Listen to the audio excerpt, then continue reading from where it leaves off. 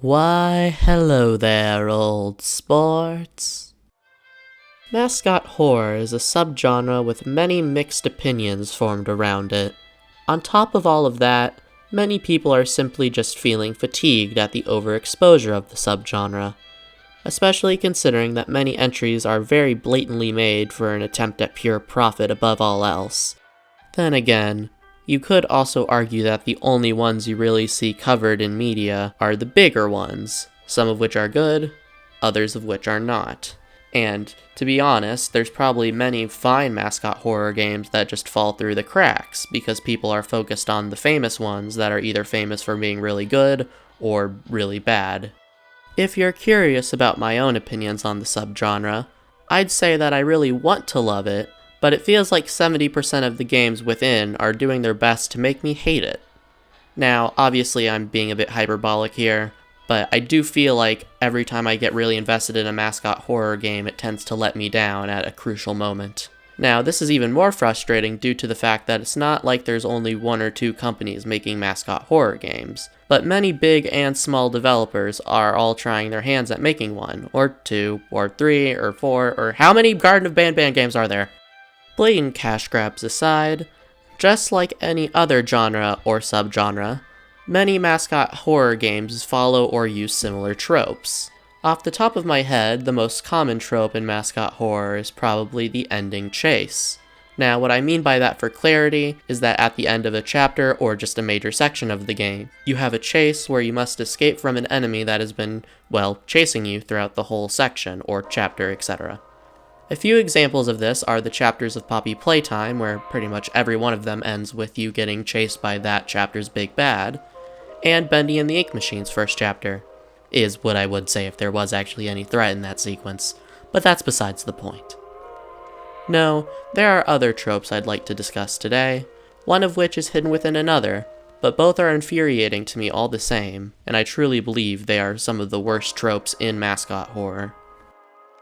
Another trope that is oddly popular and common within mascot horror doesn't have an equally popular name, but it probably is definitely familiar to you if you are familiar with the subgenre.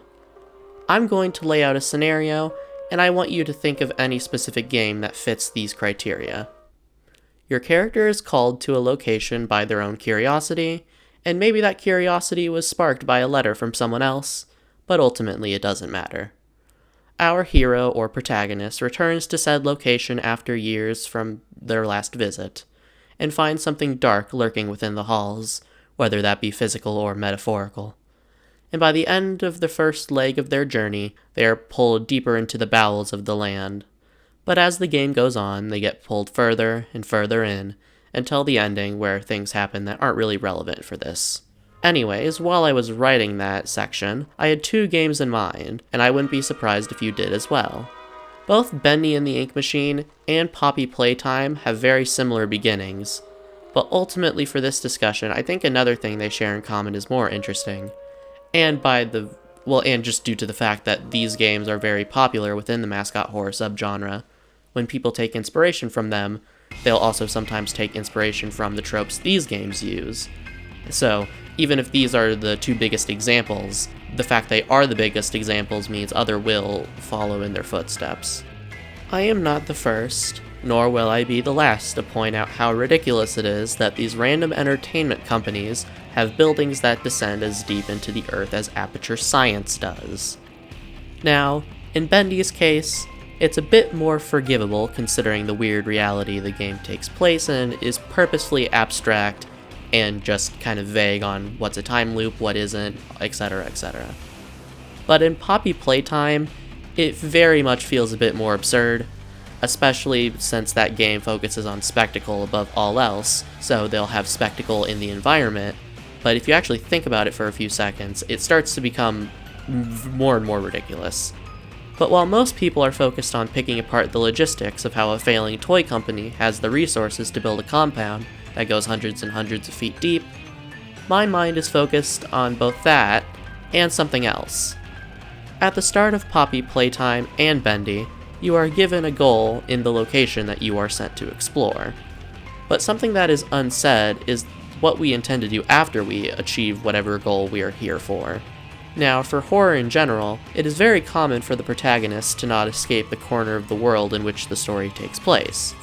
But the thing is, usually that is communicated to the player, or it's a conclusion that slowly creeps up on you and dawns on you. At least in my mind, the average player and person will latch on to their own sense of self-preservation and assume that the character they play as will have the same sort of feeling, unless they're told or shown otherwise, of course. Being fully honest, games like Bendy and the Ink Machine don't really have a good plot, even if they have lots of lore, if that makes sense. It feels like the actual story that is in the forefront is being sidelined for just a bunch of background world-building details. But again, that kind of differs from game to game, so I don't want to say that as a blanket statement over all of Mascot Horror. It's just kind of something I see a lot of, where the main plot doesn't feel as strong as it should be.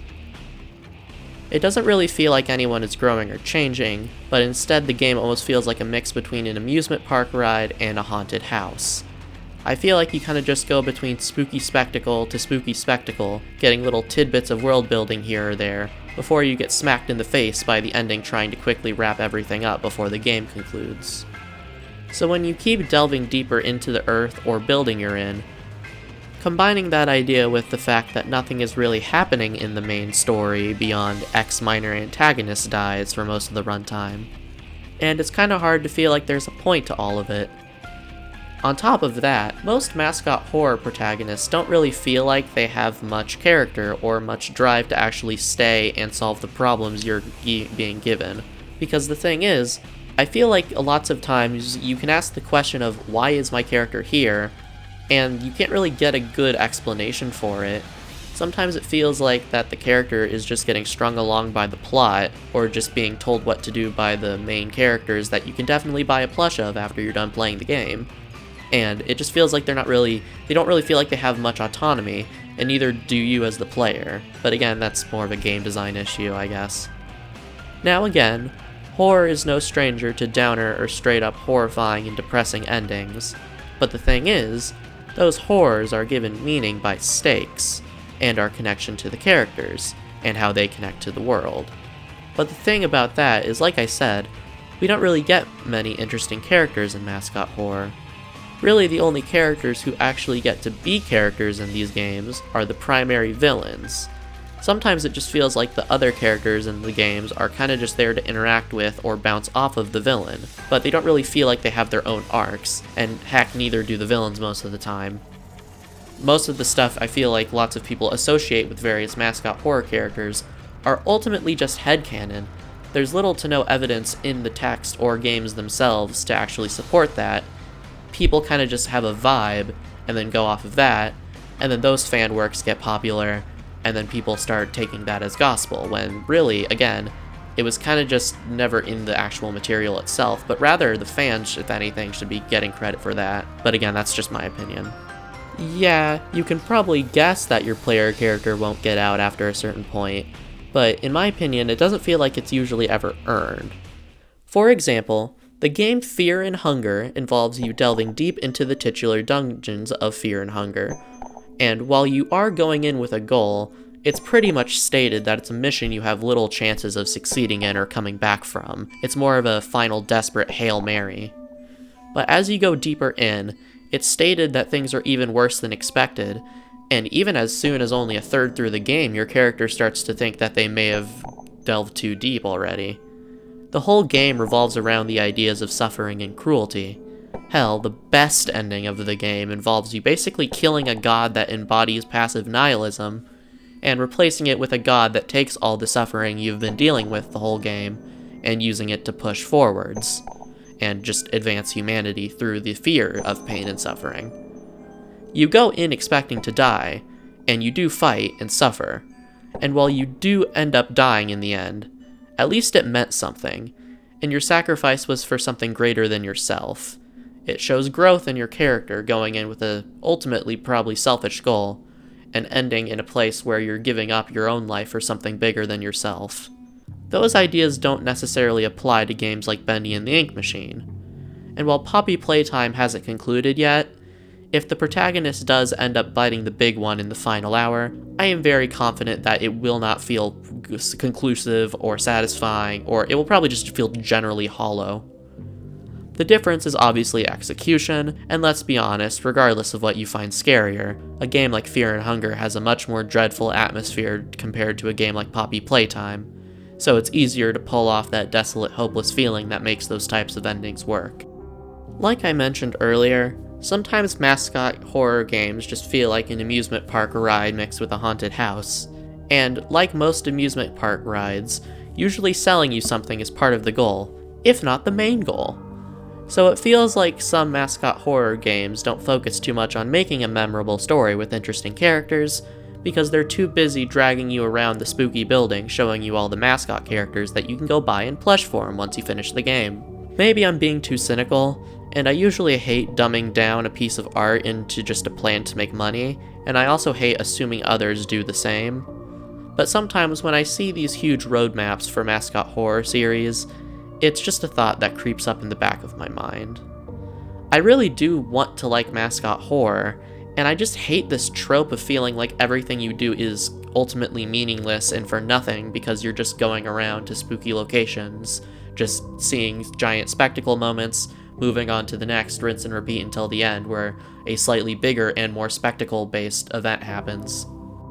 I think part of this whole delving deeper trope comes from the fact that lots of Mascot Horror games are segment-based, or chapter-based to be more specific. Because if you need to go back to an older area, or if you can go back to an older area, that makes it feel like the destination that you started from isn't too far away, and thus your chances of escaping are so much more visible, they feel more real. But if you want to keep a player in your new areas for the chapter, or if you can only have them in a certain area for a chapter, it's a very convenient thing to do to just pull them deeper into the building where they can't get back up. But that's the thing. If you keep pulling that, eventually it feels like your whole journey is meaningless because the player deep down will know they're never getting out. And like I said, since lots of these endings in Mascot Horror games are kind of half-baked, they don't really do much with that idea.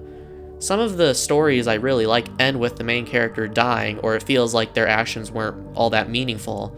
But if anything, that's part of the story. That idea, that tragedy of you fought so hard and suffered so much ultimately for nothing, that is accounted for and written into the narrative. It's kind of supposed to be a tragedy, or it's supposed to show the downfall of a character. But if that's not accounted for, it feels really weird at the end. But again, that's just my opinion. I feel like there is a discussion to be had about these segmented chapter-by-chapter release Mascot Horror games, or I guess just specifically that structure of how they release the games. Because the thing is, Bendy is really the only game I can think of with that structure that has actually concluded so far, and as we all know, that first game's ending is, divisive to say the least. Now, I do kind of have a hard time blaming Bendy for this specifically, because the thing is, that first chapter wasn't supposed to get as big as it ended up being, and when they made the sequel, it was a complete package. It wasn't released chapter by chapter, it was a complete thing that they just did all at once. And I feel like most people, including myself, consider that second entry to be a lot stronger than the first. I do believe the whole chapter by chapter structure can work. I just feel like we haven't had a big breakthrough game that's capitalized on the structure as well.